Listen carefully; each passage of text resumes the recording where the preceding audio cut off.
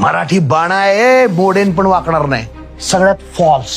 तुमच्यासारखी तरुण मुलं त्याचा चुकीचा अर्थ काढतात आणि कुठलंही कॉम्प्रोमाइज न करणं हे शिवछत्रपती शिकवतात असा मिस इंटरप्रिटेशन करतात. त्यामुळं उद्योगात मागं. राजस्थान मधून लोक येऊन इथं छान हे काढतात, 2 ते 3 आपण झोपत असतोय. माझं दुकान आहे, झाडू नाही लावणार मी, माणूस ठेवीन. अरे हो, पण तोपर्यंत काम करताना कधीही असं मी बघितलंय, माझी बायको मावशींची एवढ्या प्रेमाने बोलती सुट्टीला घेऊ म्हणून, तेवढं माझ्याशी कधी बोललेलं नाही. इतकं आपल्याला दबवून जिथं गरज आहे तिथं बाबा मॅनेज करायला लागतं. ठीक आहे. त्यामुळे महाराजांनी ज्यावेळी पुरंदरवरती हल्ला झाला, परिस्थिती समजून घ्यायचा प्रयत्न करा. आतापर्यंत शाहिस्तेखानाचा हल्ला झाला होता, शाहिस्तेखान पार्टी करतोय, आपल्याला फारसा त्रास नव्हता, लोकांना होत होता. महाराजांनी बघितलं एक छापा टाकला.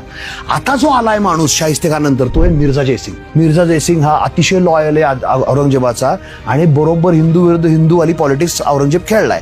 हा शंकराचा अभिषेक करून मग त्यांनी लोक लुटायला सुरुवात केली. आणि किती लुटलेत, किती त्रास दिलाय. फक्त पुरंदरचं तह म्हणून पुरंदर माहिती आपल्याला. मिर्झा जयसिंगने माणसं पाठवलीत सिंहगडावरती. सिंहगडाला वेढा पडलाय, सिंहगडावर राजमाता जिजाऊ आहेत, राजगडावर हल्ले होत आहेत, महाराज राजगडावर आहेत. सगळ्या बाजूनी स्वराज्याचा गळा आवळला जातोय.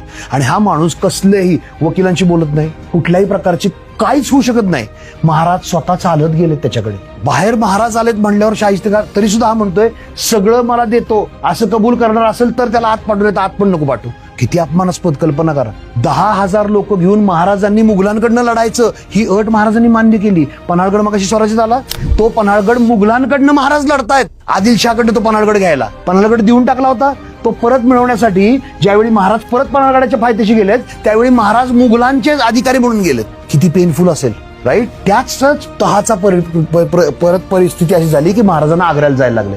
कल्पना करा, तुमच्याकडे जे आहे त्यातलं 80% कोणीतरी घेतलं तर. तो लगेच तो जो आठवतो का 3 इडियट्स मधला सारी उम्र हम, वर्ण उडी पंखाला उलट, हे इझी वे आउट्स आहेत. 80% त्या माणसाने जे कमवलं होतं 35 वर्षात ते 80% आता हात घालवले. 23 फोर्ट्स आपण देऊन टाकले. ह्याला माघार नाही म्हणायचं, कशाला म्हणायचं. पण त्या माघारीसाठी ते ओळखले नाही जात. त्याच्यानंतर 3च वर्षात आपण जे 35 वर्षात गमवलं होतं त्याच्या तिप्पट महाराजांनी कमवलंय. ठीक आहे. सो तुमचं जर निश्चय पक्का असेल तर एखाद दुसरा setback should not stop you.